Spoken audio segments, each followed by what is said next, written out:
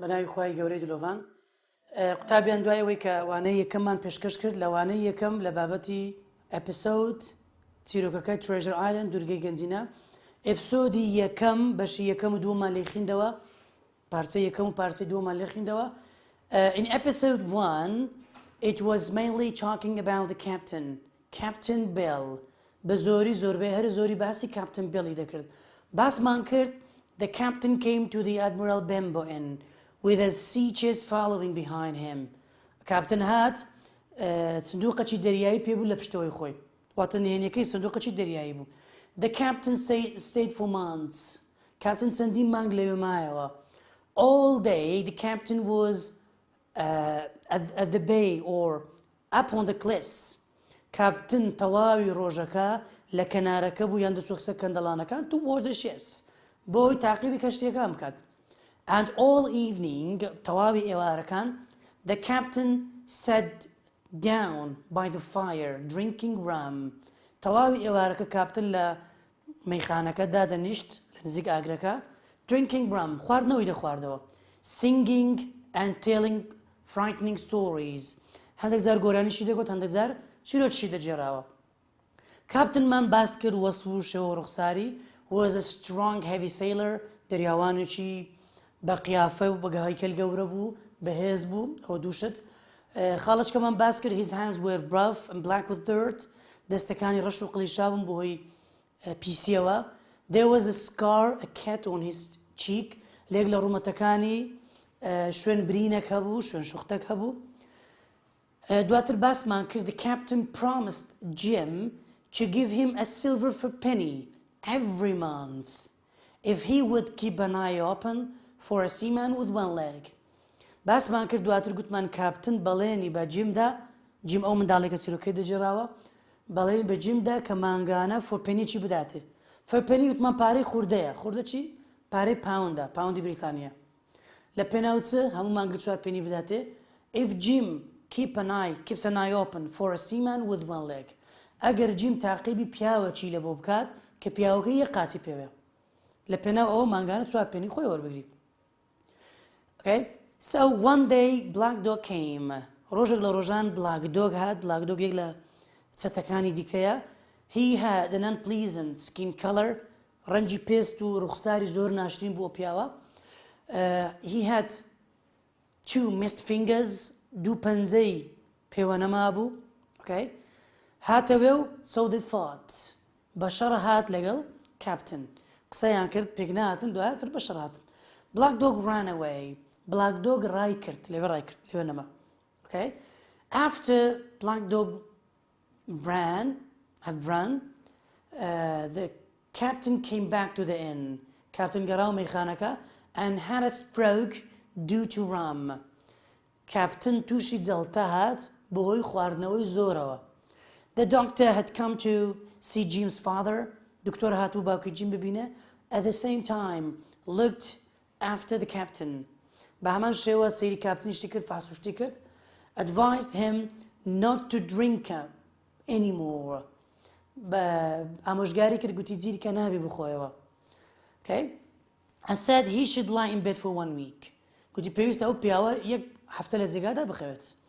ئەو ئاخر شت بوو کە لە ئەپسۆدی یەکەم لە پارچەی دووەم خوێنمانەوە.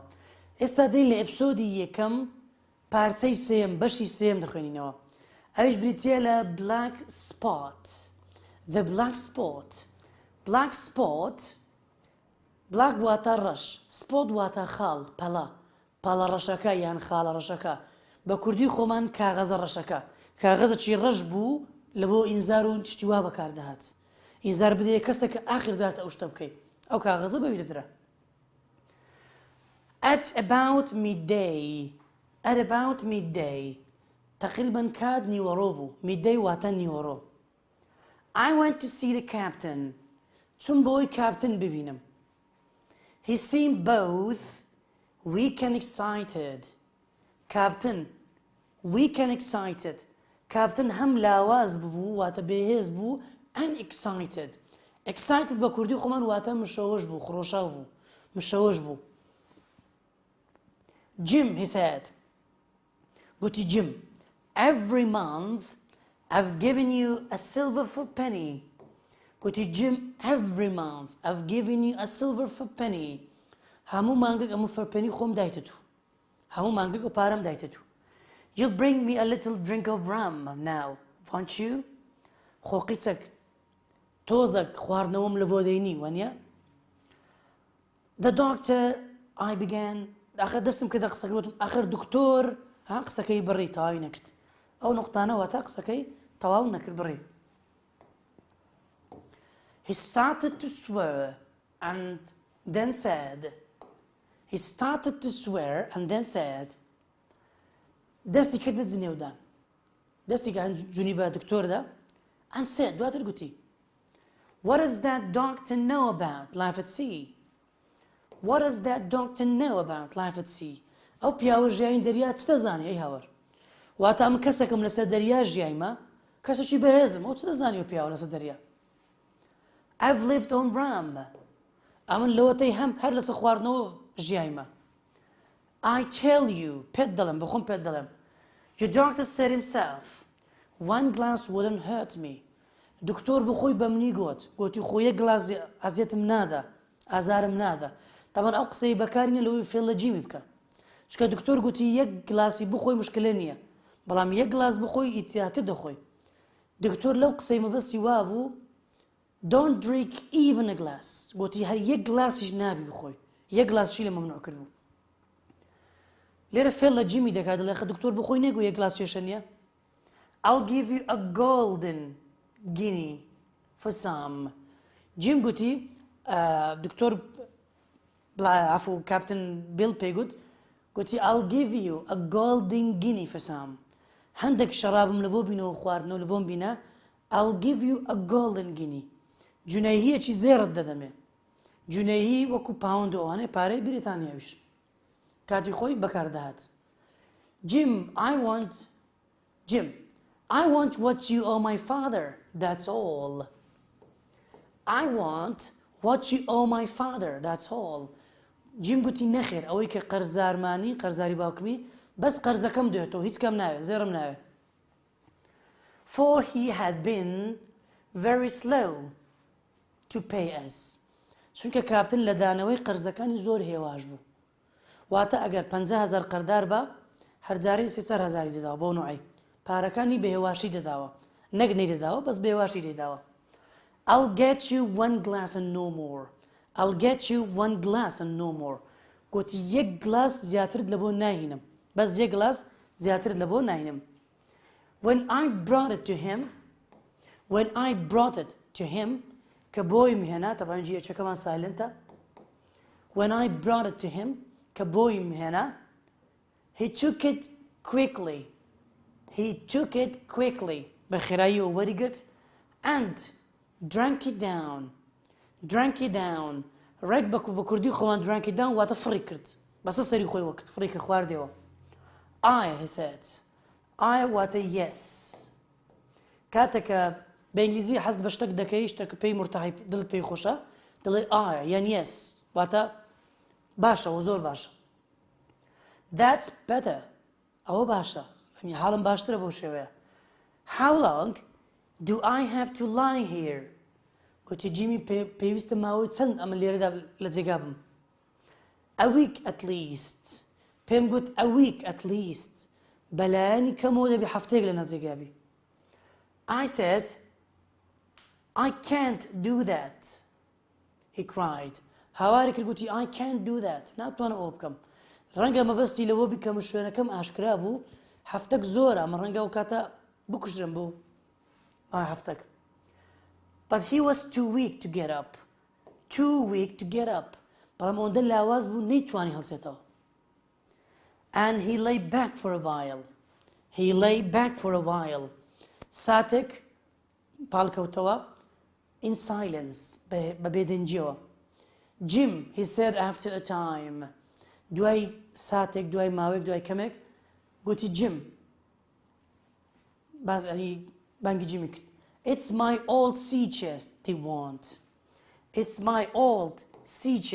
want گوتی جیم ئەوان ئەو سندوقە دەریایی منیان دەوێت تەمان they مەبەستی pirate چەتەکانە چەتەکان ئەو سندوقە دەریایی منیان دەوێ if I can't get away ئەگەر نەمتوانی ڕاکەم لێرە you go to well yes you go to the doctor ئەگەر نەمتوانی ڕاکەم بڕۆ لای دکتۆر لڤیسی ئەو دکتۆری کە هات چارەسەری کرد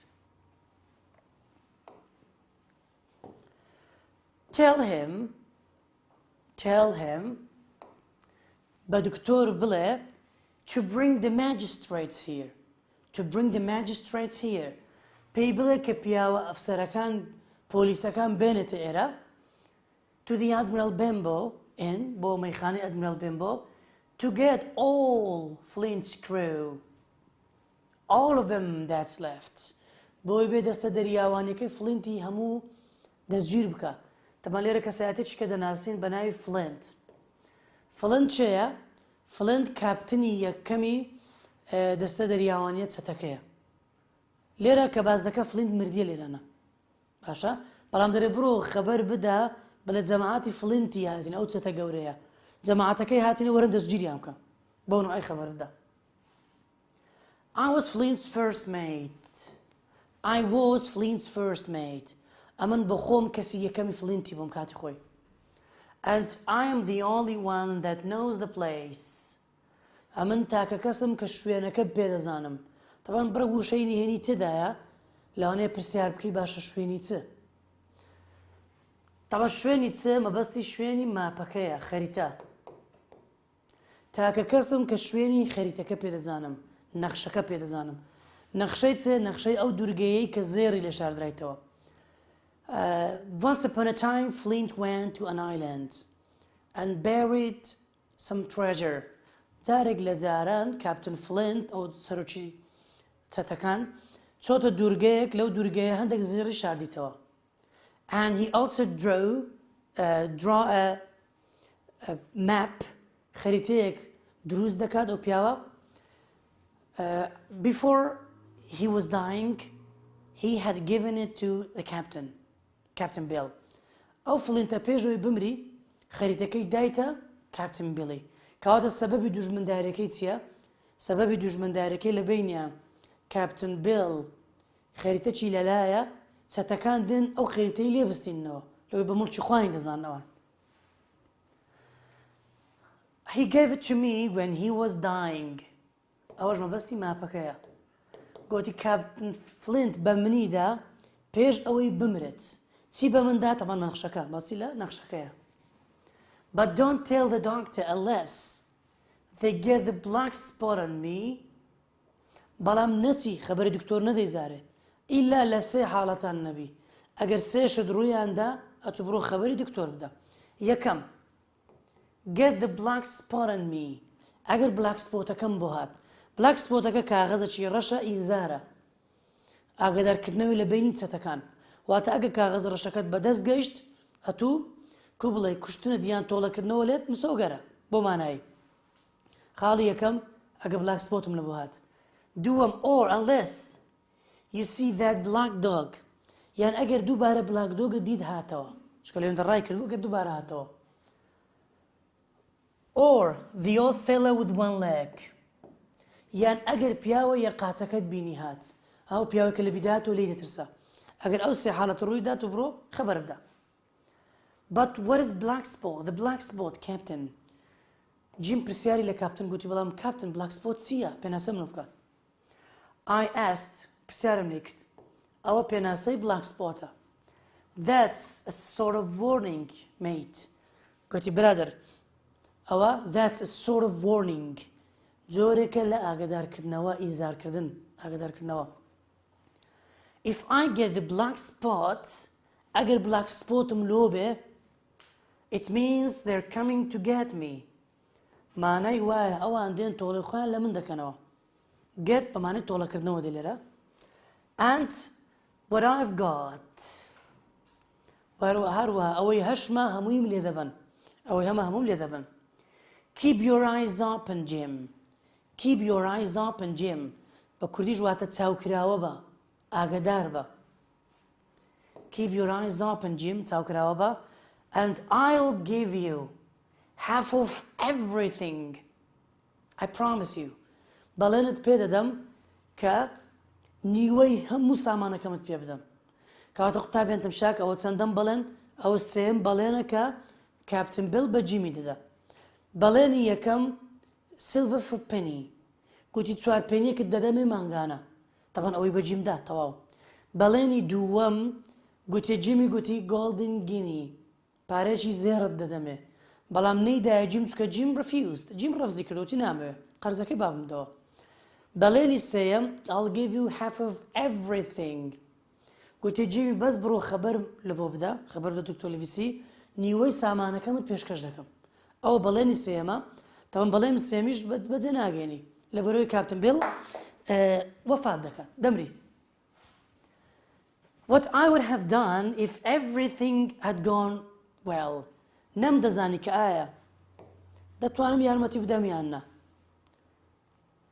I do not know نەمزانی But my poor father died quite suddenly that evening بەڵام ئەو ئێوارێ باوکە بەستە زمانم died مرد quite suddenly زۆر ناکە و بابم مرد All of the neighbors ئەو جیەچش سالێنتە came to visit All of our neighbors came to visit هەموو دراوسەکانمان هاتن بۆی سەردانمان بکەن And there was a lot to arrange کاروبارمان زۆر بوو کە ڕێکی بیکەین So I was too busy and upset to think of the captain ئەوەندە مەشغوڵ بوو دڵتەنگ بووم کاپتنم هەر لەبیر نەمابوو کاپتنم هەر لەبیر نەبوو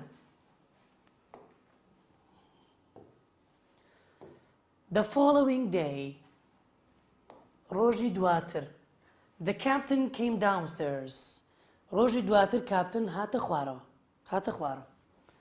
ate a little کەمەک نانی خوارد and got himself some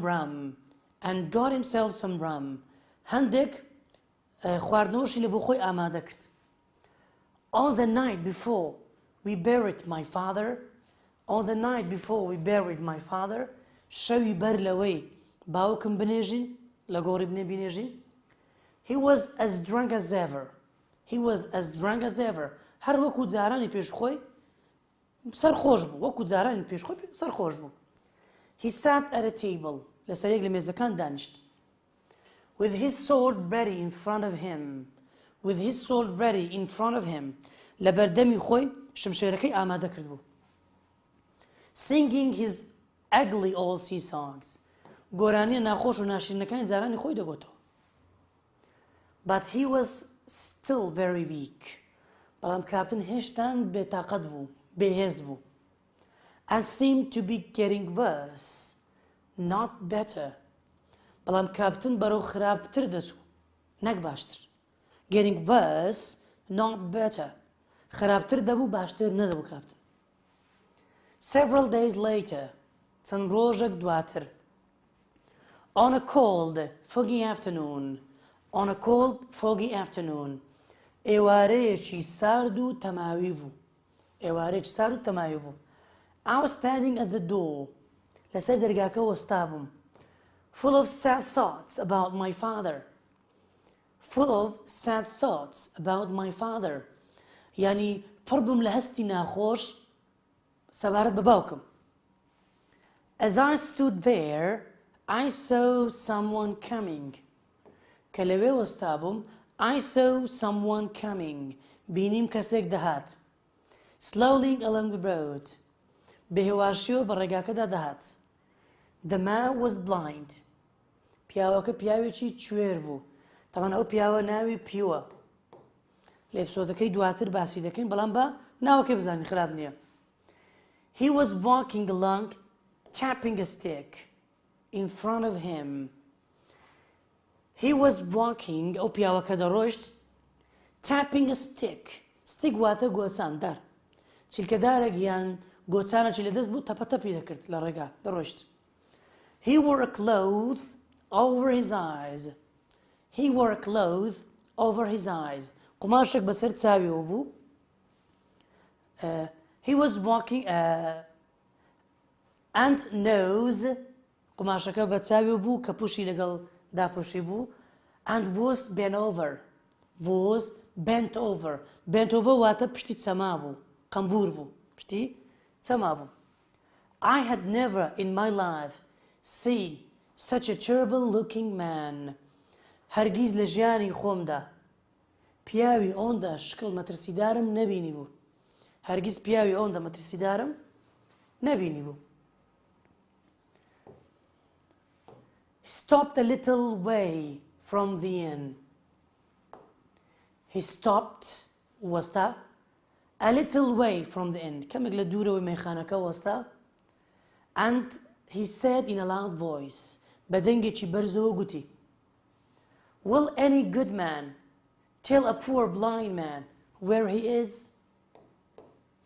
گوتی Will any good man ئەرە پیاوەشی باشی لێ ئێرە tell a poor blind man where he is ئایا پیاوەکی باش خێرخوازەکەی پێم بڵێ ئەو پیاوە کۆرە لە چێیە واتە من لە کوێ ماگەشتمە چێ You are at the Admiral Benbow, I replied. من جوابم دا واتە جیم دەڵێ من جوابم دا وتم تۆ گەیشتووی یان تۆ لە ئەدمیرال بێنبۆی. Give me your hand, young friend. گوتی کوڕە گەنج یعنی پارچەڵەیان کوڕە منداڵ کوڕە. Give me your hand. Give me your hand. یعنی دەستم بدەرێ. And lead me in. And lead me in. ڕێبەریم کە بم بە ژوورێ. He said, I held out my hand. دەستم بۆی درێژ کرد. And the horrible man held it hard. ئەو پیاوە مەترسیدارە دەستیمی بە توندی گرت. بە بەهێزیەوە بە توندی دەستی گرتم. He pulled me up close to him. He pulled me up close to him. منی لە خۆی نزیک کردەوە ڕای چێشامە نزیک خۆی.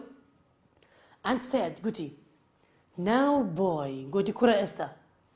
Take me in to the captain. بم بەلای کاپتن ئێستا. Sir, I said, گوتم ئاخر گەورم I can't. ناتوانم بت بمەلای. The captain is not what he used to be. کاپتن وەکو جاران نەمایە ئێستا. کاپتن کاتی خۆی دەی خواردەوە بەزمی خۆش بوو. گۆرانی دەگوت چیرۆکی دەجێڕاوە. بەڵام ئێستا کاپتن وەکو خۆی نەمایە. واتە ئەو شتانی نەمایە ئێستا چ دەکا؟ He sits with his sword ready. کاپتن ئێستا دادەنیشت و شمشێری لەکنە. شمشێری لە بۆ شەڕ ئامادە کردیە. Take me in or I'll break your arm. He said and pulled my arm briefly. دەستی بە توندی گرتم پێی گوتم. گوتی چە؟ Take me in or I'll break your arm. بم بە ژۆرێ ئەگەر نا دەستی دەشچێنم. قۆڵە دەشچێنم. It was the hardest, coldest voice I had ever heard.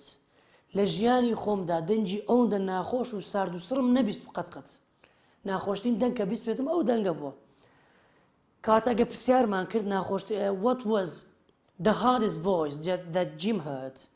ئەو دەنگی کە جیم زۆر پێی ناخۆش بوو تا کۆتایی ئەپیسۆدەکەمان دەنجی چێ بوو دەنجی بلاک دۆگ بوو عەفو دەنجی پیو بوو پیاوە کۆرەکە. ئەگە پرسیارمان کرد مەترسیدارترین پیاو کە جیم بینی بێتی پێشتر چێ بوو هەر ئەو پیاوە کۆرە بوو. Good. I was so frightened. ئەوەندە ترسام that I led him into the room where the captain was sitting. I was so frightened and ئەوەندە ترسام that I led him into the room where the captain was sitting. ئەوەندە لی ترسام تەنانەت ئەوم برد بۆ ئەو ژوورەی کە کاپتنی لێ دانیشت بوو. ڕێک بردما کرد ئەو ژوورەی کە لێ دانیشت بوو. The poor captain lifted his head. کاپتنی بەستە زمان lifted his head. دیارە کاپتن سەری داخستی باڵن سەری بە مێزەکە داگرتیە بەڵام کاوی دەبینی سەری بەرز دەکاتەوە کاپتن. It was easy to see that he was very frightened. بە ئاسانیەوە پێوەی دیار بوو کە کاپتن زۆر ترسە. ئەو جارە کاپتن پیاوەکی کۆرەی بینی بەڵام زۆر ترسە. لەبەرچە لەبەرەوەی کاپتن ئەو جارە زۆر نەخۆش و لاواز بوو. کەلکی شەڕەی نەما بوو لەبەر هەندێ. Now Bill, sit where you are. گوتی Bill لەکوێی لە جێی خۆت دانیشەوە نەجوڵێ. سێدەمان پیاوەکە وای گوت Hold out your left hand. گوتی دەستی چەپت بینە لام.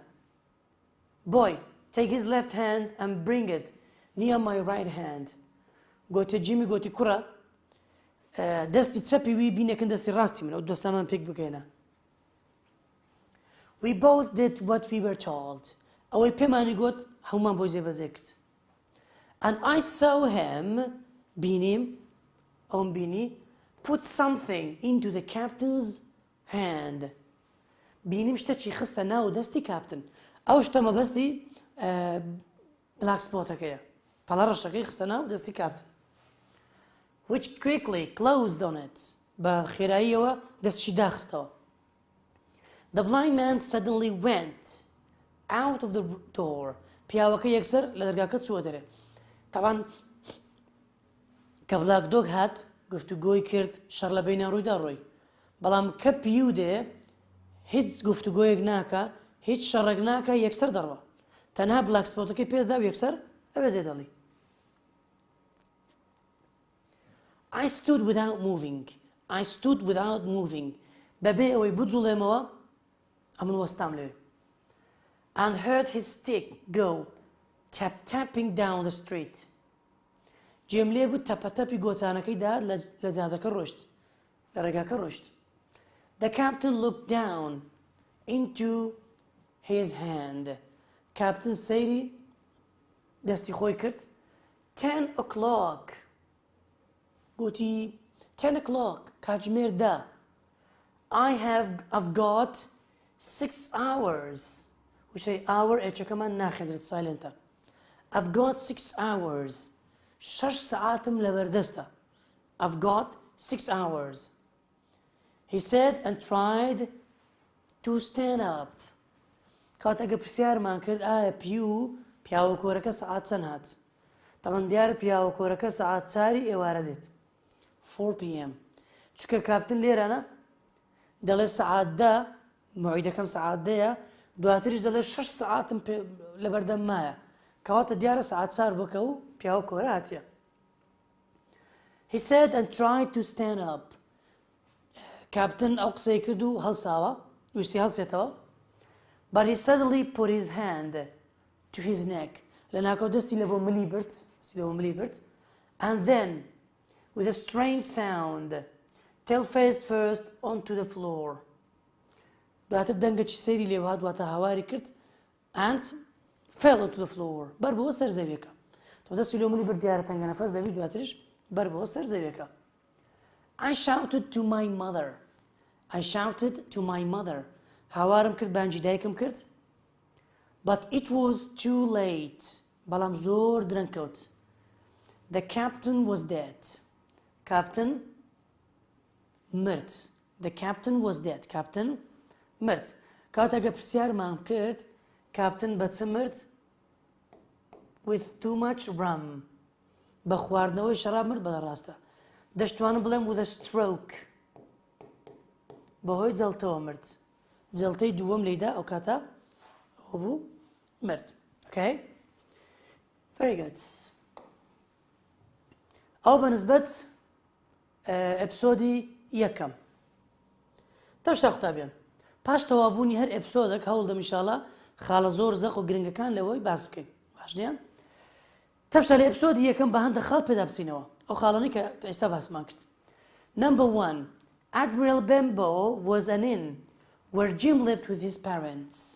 Admiral Benbow ئەو میوانخانەیە بوو کە جیم لەگەڵ دایک و باوکی لێی دەژیا.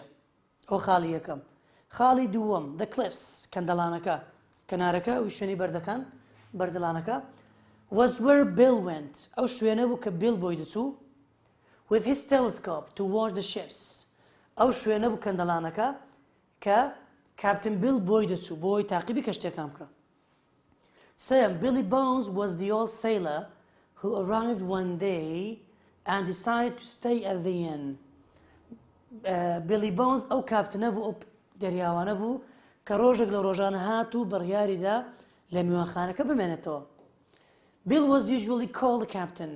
Bill عادەتەن کاپتنیان پێدەگوت and was also called Bill by his old shipmates. بەڵام بڵیشیان پێدەگوت Bill لەلایەن دەستە دەریاوانەکانی خۆیەوە. بەنمونە بلاک دۆگ وای پێدەگوت.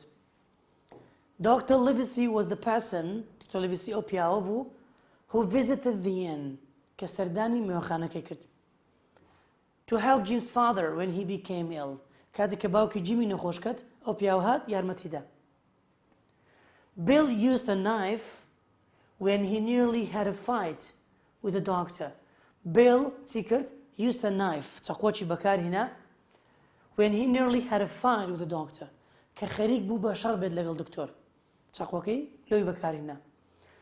Black Dog چێ بوو؟ was the man who came to see the captain.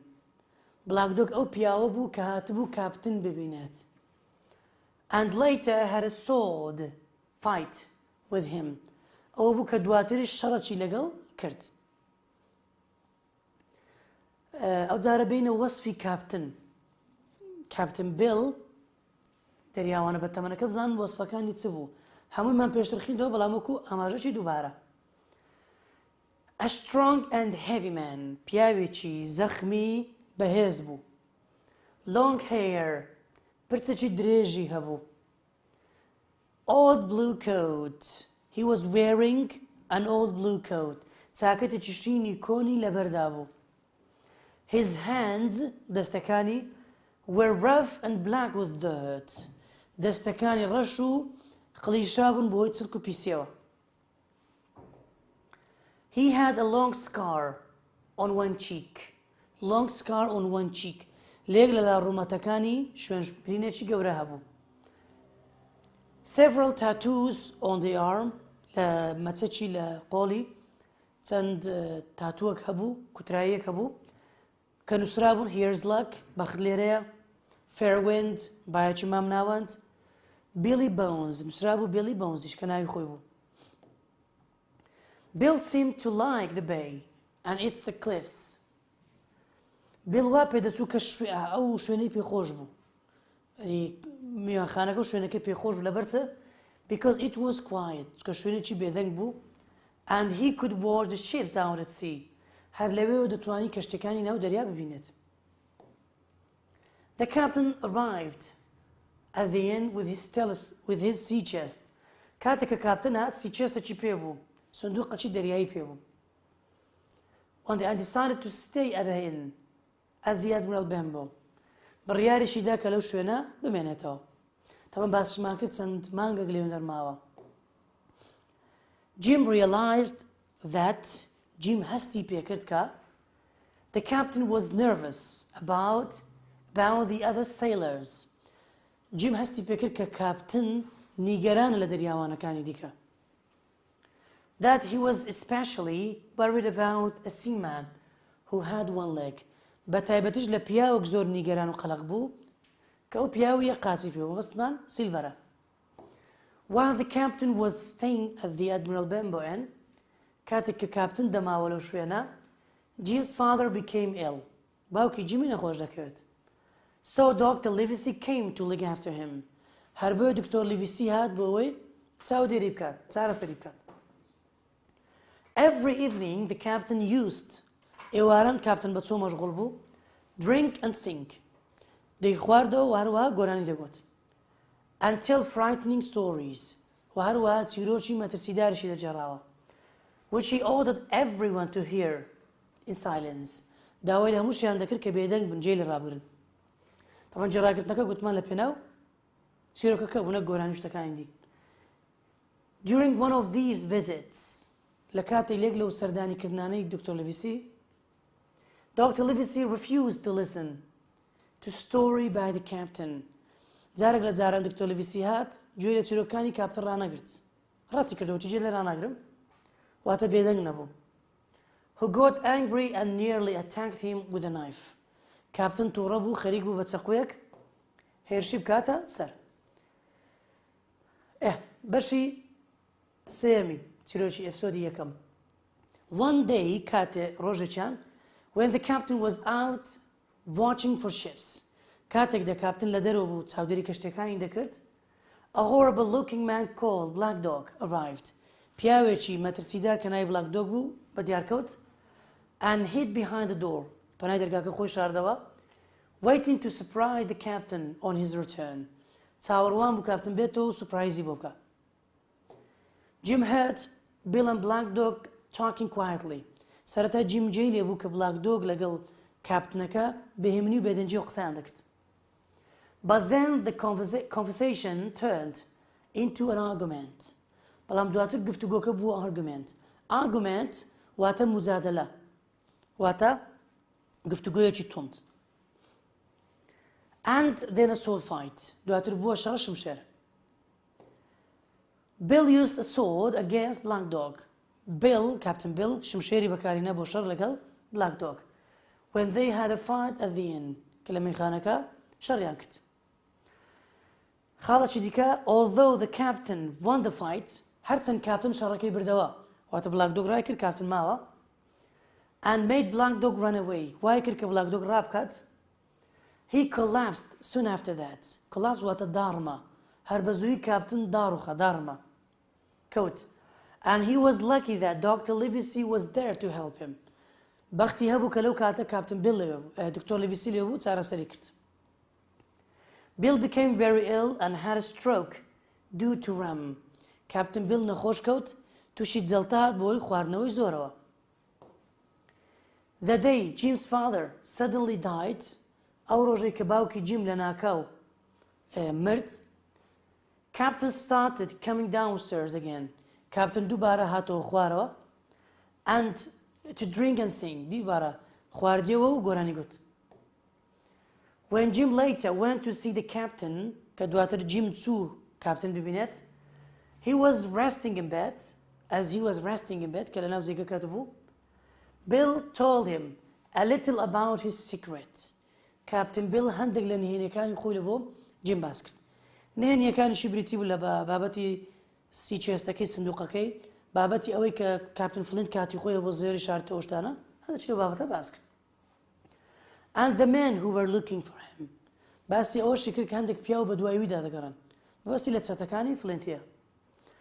Although the captain was very weak and getting weaker. هەرچەند کاپتن لاواز بوو بەرەو لاوازتریش دەڕۆشت. He sat there with his sword.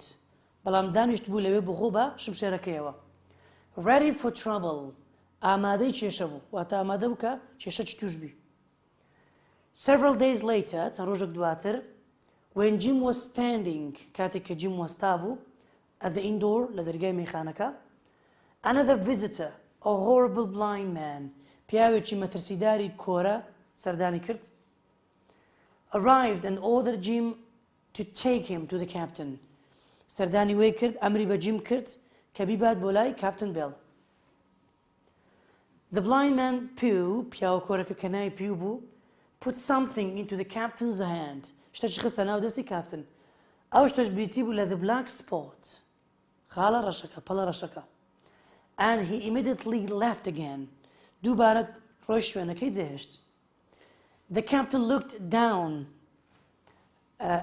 at the black spot. کاپتن سەیرێکی black spotەکەی کرد. Cried, هاواری کرد 10 o'clock, تا سەعاتدا. Tried to stand up. And then fell to the floor, dead. دواتر کەوتە سەر زەویەکە و مرد. زۆر باش, ئەو بریتی بوو لە ئەپسۆدی یەکەم. بە هیوام سووتان وەرگرت بێت, قوتابیان ئەوەی کە لەسەر جەنابتان دەمێنێتەوە, سیرکردنەوەی ڤیدیۆکە لە بۆ چەند جارێک, ئەوە یەک. دووەم بتوان وشە و وشەکاری, وشە سازی وەکومانە بنووسن. سێم بتوانن پرسیاری چەند مامۆستایەکی جیاواز حەل بکەن, بتوانن پرسیارە وزارەکان حەل بکەن. هیوادارم سوود بەخش بوو بێت, بە هیوام خوای گەورە یارمەتی دەربێت تا ئەڵقەی داهاتوو خواتان.